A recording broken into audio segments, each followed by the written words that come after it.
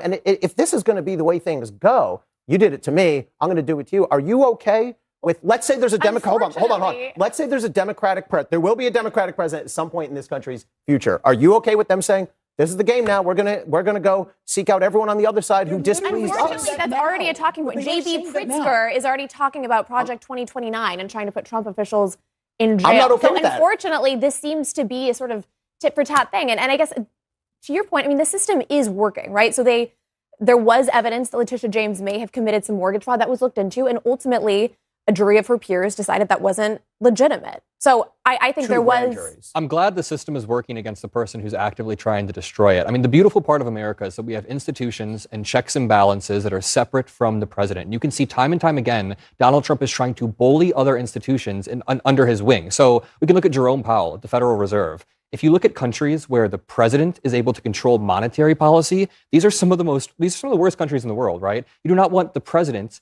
controlling monetary policy. This has happened in countries like Venezuela. Let's take this over to the DOJ. You do not want the president directing the DOJ to prosecute people, to indict people, and that is exactly what we saw. We just watched a clip of Pam Bondi saying, there will never be an enemies list at the DOJ. Well, Abby just read off an enemies list that Donald Trump quite literally sent out. Has any Democrat, did Joe Biden do that? Is there any example of Joe Biden, Kamala Harris, or any of them having an enemies list?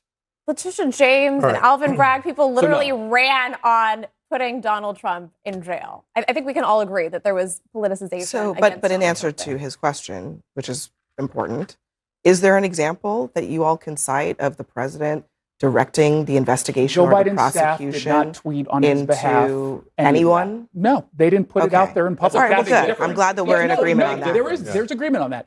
The president is more public about this, and I don't think that is a smart move from it's not that he's more public about it. It's that he is doing it when there is zero evidence that it was done by the people that he claims did it to him.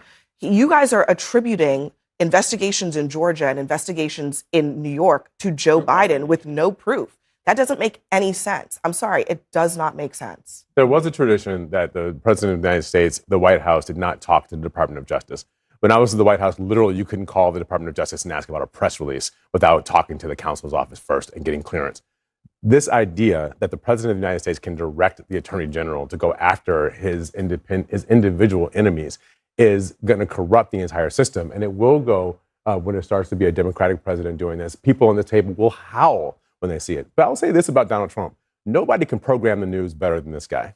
He flailed last night. Last night, he gave a horrible speech. He's bad at doing it. I understand why he doesn't do it, because he wasn't very good at it. He didn't give us any headline about the war. And this morning, he dropped this news about Pam Bondi. And now the headline of the news is about Pam Bondi. And we're not talking about that bad speech.